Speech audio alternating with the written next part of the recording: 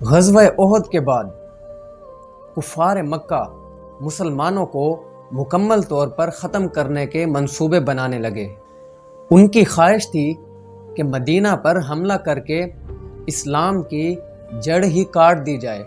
اس مقصد کے لیے یہودی قبیلہ بنو نذیر، جنہیں مدینہ سے نکال دیا گیا تھا، انہوں نے قریش اور دوسرے قبائل جیسے بنو غطفان، بنو اسد، ان سب سے رابطہ کیا اور ان کو مسلمانوں کے خلاف بھڑکایا۔ مختلف دشمن قبائل نے مل کر مسلمانوں کے خلاف ایک مشترکہ محاذ بنایا۔ چونکہ یہ اتحاد مختلف گروہوں پر مشتمل تھا، اسی لیے اس جنگ کو غزوہ احزاب یعنی گروہوں والی جنگ کہا جاتا ہے۔ ان قبائل نے تقریباً 10,000 کا لشکر تیار کیا۔ ان سب کا یہ ارادہ تھا کہ مسلمانوں پر چڑھائی کر کے ان کو ہمیشہ کے لیے ختم کر دیا جائے۔ جب نبی کریم صلی اللہ علیہ وسلم کو اس کی اطلاع ملی تو آپ صلی اللہ علیہ وسلم نے صحابہ سے مشورہ کیا۔ حضرت سلیمان فارسی، جو کہ جلیل القدر صحابی تھے، ان کا تعلق ایران سے تھا۔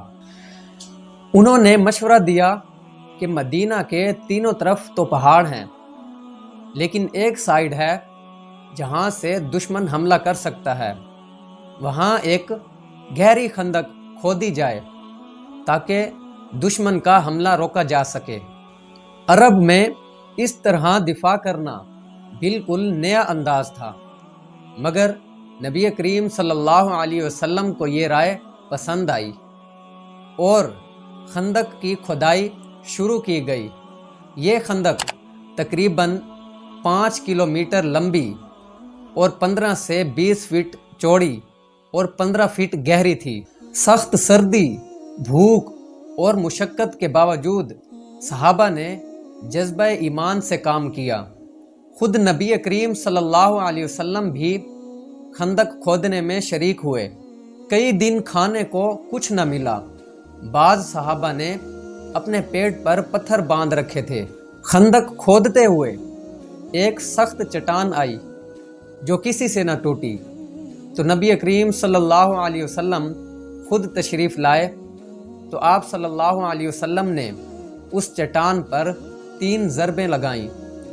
ہر ضرب پر روشنی نکلی اور آپ صلی اللہ علیہ وسلم نے فرمایا، مجھے فارس کے محلات دکھائے گئے، مجھے روم کے محلات دکھائے گئے اور مجھے یمن کے محلات دکھائے گئے۔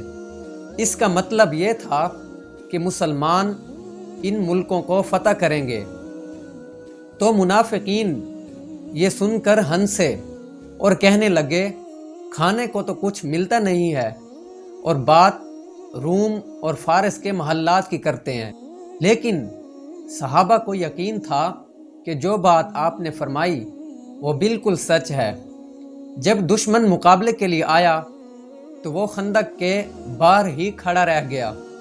آخر کار ایک کافر جس کا نام عمر بن عبد ود تھا، اس نے کسی نہ کسی طرح خندق کو پار کر لیا اور انفرادی مقابلے کے لیے پکارا تو آپ صلی اللہ علیہ وسلم نے حضرت علی رضی اللہ تعالی عنہ کو مقابلے کے لیے بھیجا۔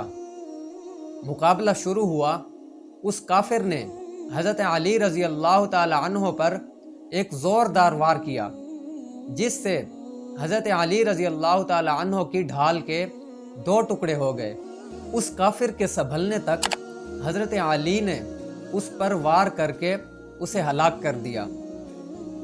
جب اس کے غلاموں نے اپنے سردار کا یہ حال دیکھا تو دوبارہ کسی کی ہمت نہ ہوئی آنے کی، اور دشمن 1 مہینے تک مسلسل کوشش کرتا رہا لیکن کچھ نہ بنا۔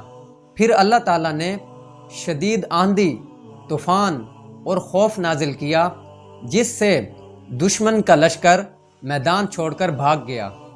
بغیر کسی بڑی جنگ کے مسلمانوں کو فتح نصیب ہوئی۔ دشمنوں کا اتحاد ناکام ہوا اور اسلام کی طاقت میں اضافہ ہوا۔ نبی کریم صلی اللہ علیہ وسلم نے فرمایا، اب کفار ہم پر حملہ نہیں کریں گے۔ سورۃ الاحزاب میں اللہ تعالیٰ نے اس غزوے کا ذکر فرمایا، جس کا ترجمہ یہ ہے، اور اللہ تعالیٰ نے کفار کو ان کے غصے سمیت واپس لوٹا دیا، وہ کوئی فائدہ نہ اٹھا سکے، اور اللہ مومنوں کے لیے کافی ہے۔